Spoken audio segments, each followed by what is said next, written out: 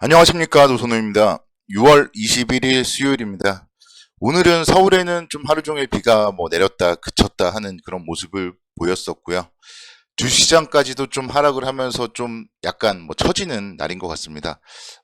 그렇지만 힘을 내서 또 오늘의 시장 분석을 해봐야 될 것 같고, 또 내일의 투자 전략 세워보겠습니다. 어쨌든 지금 오늘 코스피 지수가 0.8% 정도 하락을 했고, 코스닥 지수도 1% 하락을 했기 때문에 지금이 또 위기이자 다시 기회예요. 그래서 이럴 때일수록 모두 힘내시라는 말씀 먼저 드리겠습니다. 먼저 미국 시장부터 살펴보면요. 미국 시장 나스닥 지수는 0.16% 정도 하락이기 때문에 선방했다고 말씀드릴 수가 있겠고, S&P 500 지수 0.47%, 다우존스 0.7%대 하락 마감을 했습니다. 그래서 엔비디아 그리고 테슬라 주가가 상당히 좀 좋은 모습을 보이면서 나스닥 지수는 선방을 했고, 특히나 이제 특별하게 악재 같은 게 나온 건 없었어요. 다만 이제 단기적으로 지금 차트를 보고 계시지만 주가가 많이 상승을 했거든요. 그렇기 때문에 단기적인 상승에 따른 차익 실현 매물이 출회되는 부분들이 좀 시장 하락의 원인이다. 이렇게 설명을 드릴 수가 있겠습니다. 그래서 UBS 쪽에서 좀 얘기를 한 게 있는데요.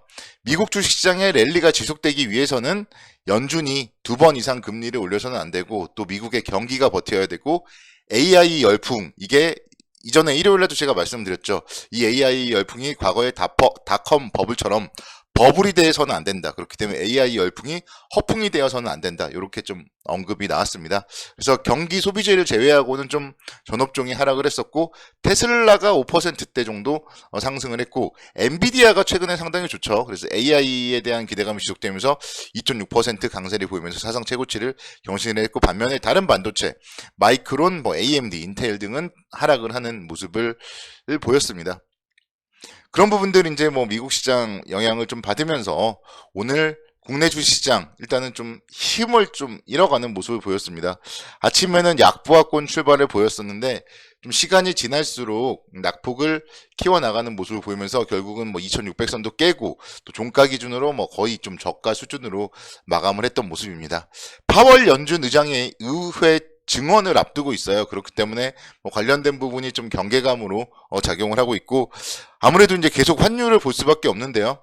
원달러 환율이 오늘도 11원 상승을 하면서 또 1290원대까지, 어느덧 1271원까지 막 하락을 하더니 다시 또 1290원대까지 올라섰고, 그에 따라서 외국인들의 수급이 어쨌든 이번 주 들어서는 지금 월요일, 화요일, 수요일 3거래일 연속으로 외국인들이 3천억, 2800억, 2000억 이렇게 좀 순매도를 보여주고 있습니다. 그래서 전반적으로 시장 일단은 환율과 수급은 좀 좋지 못하다, 이렇게 말씀드릴 수 있겠고, 근데 이제 앞서서 언급드렸듯이 위기이자 기회예요. 결국 환율이 이렇게 올라갈 때 하락을 하다가 또 환율이 하락을 할 때, 워낙 강세 기조일 때 외국인들의 매수와 함께 시장이 상승을 하잖아요.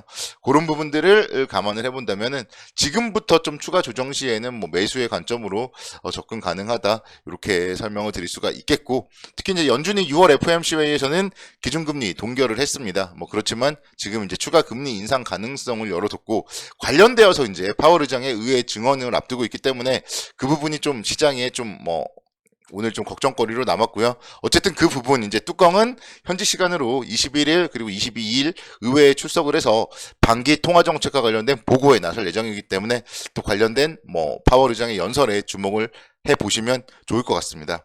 오늘 사실 이 시장이 어려웠지만 정말 긍정적인 그래도 소식이 있었습니다.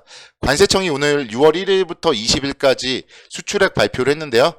328억 9,500만 달러로 전년 동기 대비 5.3%대 증가를 했습니다. 그래서 통계상으로 수출액이 1일부터 20일까지 증가를 기록한 것은 지난해 8월 이후에 10개월 만이고요. 그래서 이런 부분들을 감안을 해봤을 때 이제 수출 지표도 좋아질 것이고, 경기 선행 지수라든가 이런 게 돌아설 가능성, 그렇게 본다면은 결국 주식은 조정 시에 매수 관점으로 접근하는 게 바람직하다, 이렇게 설명을 드릴 수가 있겠습니다.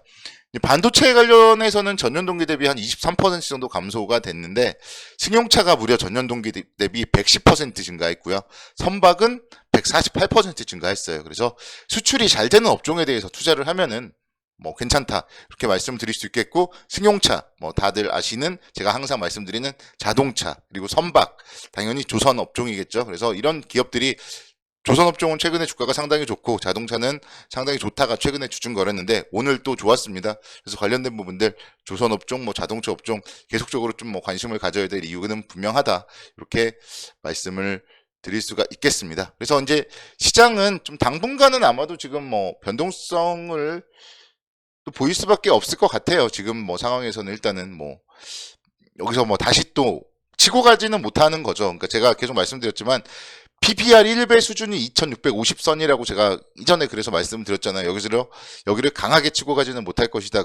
그렇지만 좀 박스권 정도 움직임을 보일 것이다.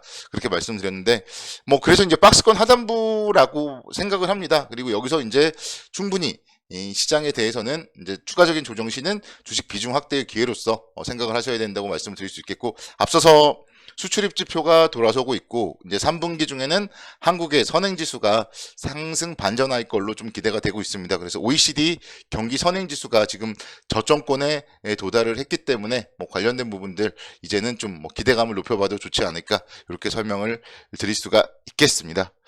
오늘은 자동차 업종 쪽을 또 얘기를 안 할 수가 없을 것 같은데요. 어제 제가 이제 말씀을 드렸죠. 현대차에서 최고 경영자 인베스터 데이라고 해가지고 여러 발표를 했기 때문에 어제 그 부분에 대해서는 제가 좀 코멘트들을 드렸었는데요. 결국은 뭐 관련된 부분, 만약에 어제 발표했던 판매 목표가 달성되었을 때 현대차 전기차 판매 비중은 올해 8% 수준에서 2026년도에 18, 그리고 2030년도에는 34% 수준까지 좀 늘어날 걸로 전망이 되고 있고, 2030년도에는 이제 주요 지역, 미국, 유럽, 한국 내 전기차 비중이 좀 전체의 절반을 넘을 걸로 전망이 되고 있기 때문에 관련된 국내외의 전기차 생산 연량을 확대하고 뭐 배터리 관련되어서 계속적으로 좀 역량을 확대하다 보면은 현대차 그룹 뭐 충분히 상당히 뭐 긍정적 관점으로 접근이 가능하다고 말씀을 드릴 수가 있겠습니다.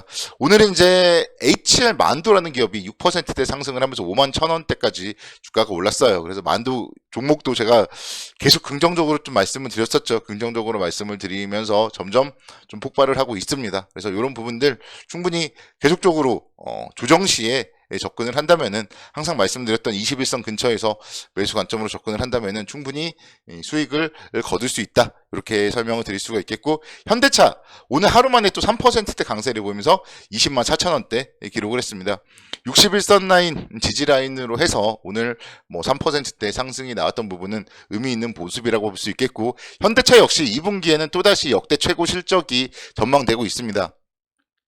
현대차 2분기 매출액은 39조 정도 전망이 되고 있고, 영업이익도 무려 3조 6천억 원 정도로 전년 동기 대비 그래도 좀 뭐 소폭 증가할 걸로 예상이 되고 있기 때문에 그런 부분들을 감안을 해본다면 주가는 충분히 계속적으로 좀 안정적인 움직임을 보일 가능성이 높다고 할 수 있겠습니다. 기아 역시 마찬가지예요. 기아의 2분기 매출액은 25조 정도, 그리고 영업이익도 한 2조 9천억 정도. 그래서 전년 동기 대비 상당히 좀 긍정적인 실적이 나타날 것으로 보이고, 기아도 오늘 그래서 2.6%대 정도 상승을 보였는데 지금 자리 상당히 좀 계속적으로 좀 지지력이 확보되었습니다. 그래서 어느 정도 사실 앞자리를 7만 원대는 그래도 안 보지 않을까 좀 그런 생각 해보고요. 지금 자리 충분히 매수 관점으로 접근 가능한 자리다. 그래서 자동차 관련주들 오늘의 움직임 상당히 좀 긍정적으로 말씀을 드리겠습니다. 오늘 제가 이제 좀 하락한 종목 중에서 관심 종목으로 다시 한번 좀 말씀을 드릴 종목이 있어서 먼저 살펴볼게요. 두산 바켓 말씀을 드리고 싶습니다. 오늘 8%대 하락이 나왔습니다. 근데 이런 기업들 정말 그동안 사고 싶었는데 못 샀잖아요. 그러신 분들이라면 오늘이 좀 살 수 있는 기회가 아니었나, 또는 뭐 내일 이후에 오늘 제 정보를 받고 뭐 살 수 있지 않을까, 이렇게 설명을 드릴 수가 있겠습니다. 두산 에너빌리티 그리고 또 두산 바켓 뭐 이런 쪽에서 지금 두산 바켓 주식을 블록딜 결정을 했어요. 그래서 관련된 부분 블록딜을 했기 때문에 오늘 이제 기관과 외국인 수급은 상당히 좀 매수세로 잡힌 거고요. 그래서 이런 블록딜 대주주가 이제 매각을 했고 기관과 외국인 쪽에서 매수를 했습니다. 그래서 기업의 밸류에이션만 우리는 살펴보면 돼요. 그래서 밸류에이션 측면에서 봤을 때는 충분히 지금 뭐 이렇게 오늘 또 8% 하락을 했다면 그만큼 밸류에이션 메리트가 좀 있다, 이렇게 설명을 드릴 수 있겠고, 그러니까 저는 사실 이 종목은 한 7만 원 정도 가면은 팔려고 생각을 했거든요. 제가 예전에 3월 달에 블록딜 했을 때 막 긍정적으로 이제 말씀을 드렸었잖아요. 그래서 한 4만 원대 이 정도에서 이제 가지고 있다면 한 7만 원 정도에서는 좀 팔려고 했었는데 뭐 5만 5천 원대에서 7만 원도 사실 한 30% 이상 수익이 되잖아요. 그렇기 때문에 지금 자리에서 두산 바켓 충분히 좀 오늘 이 하락 노려볼 만하다 이렇게 설명을 드릴 수가 있겠고, 아 정말 이런 종목들이 살자리를 주어서 여러분들께 이렇게 긍정적으로 말씀을 드릴 수 있어서 또 너무 기분이 좋은 것 같습니다. 내일도 모두 성공 투자를 기원하겠습니다.